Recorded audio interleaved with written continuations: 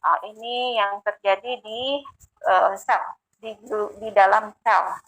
Ini ditambah dengan ini glukosa, ini unsur kimianya, ditambah dengan O2, ditambah dengan CO2, ditambah dengan H2O, ditambah dengan ATP. Ini hasilan dari metabolisme sel, metabolisme glukosa di dalam sel. Jadi glukosa di dalam sel ini ditambah oksigen disebutnya oksidasi biologis. Oksidasi biologis itu adalah proses metabolisme glukosa di dalam sel dengan oksigen. Hasilnya adalah CO2, karbon dioksida, H2O itu air ya, hidrogen, kemudian ditambah dengan ATP. ATP ini adalah bentukan dari energi. Nah, 3 tahap oksidasi glukosa ini bisa dilihat. Ada namanya glikolisis. Glikolisis ini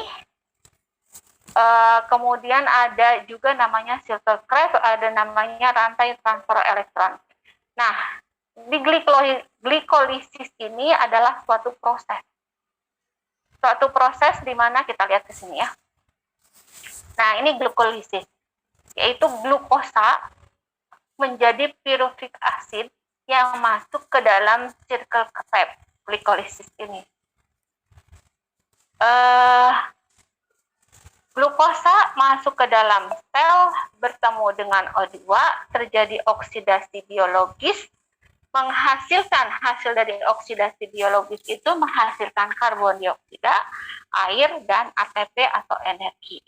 Nah, glukosa yang sudah diproses di dalam sel ini, apabila jumlahnya glukosa yang masuk ke dalam tubuh, tidak semuanya masuk ke dalam sel karena ada yang berlebih.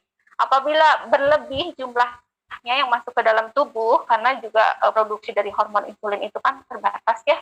Apabila jumlahnya berlebih, glukosa ini setelah diproses masuk ke dalam sel sesuai dengan kebutuhan, maka glukosa ini akan disimpan di dalam hati dan otot. Tadi yang glukosa diserap di usus halus dan dibawa ke hati, nah itu disimpan kelebihannya glukosa itu di hati dan otot. Dipakai glukosa itu sesuai dengan kebutuhannya, diproses sesuai dengan kebutuhan dari energi yang kita butuhkan. Nah, ketika berlebihan ini disimpannya di otot dan hati. Ini ada proses namanya glikolisis.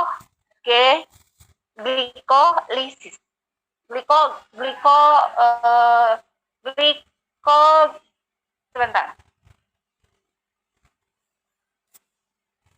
Saya share yang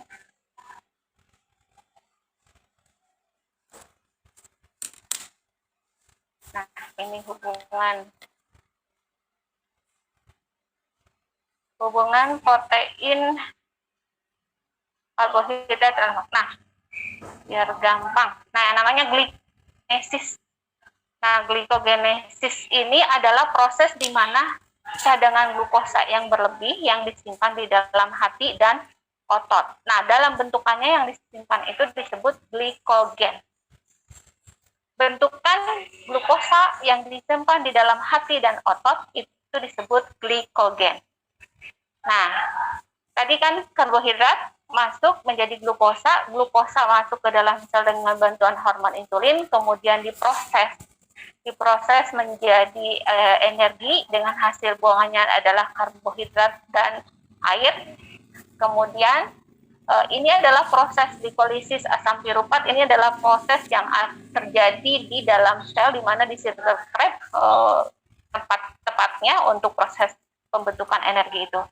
Nah, kalau glukosa berlebihan disimpan di dalam hati namanya glikogen, bentukannya prosesnya namanya glikogenesis.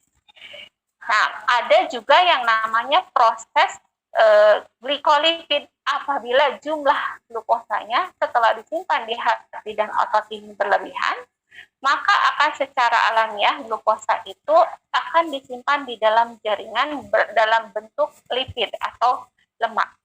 Jadi glukosa yang berlebihan disimpan di hati dan otot, ketika sudah berlebihan juga disimpan di dalam jaringan dalam bentuk lemak. Nama prosesnya penyimpanan glukosa di dalam jaringan dalam bentuk lemak itu disebut glukolipid. Apakah dalam kadar tertentu masih juga berlebihan glukosanya? Bisa saja kalau konsumsi karbohidratnya, glukosanya berlebihan. Kalau masih berlebihan juga, glukosa ini akan kembali masuk ke dalam darah karena produksi dari insulin kan berbatas. Nah, itu kalau kadar glukosa di dalam darah menumpuk menjadi tinggi kadarnya, akan disebut akan menjadi salah satu gejala dari penyakit diabetes tentunya. Kalau kadar glukosa darah tinggi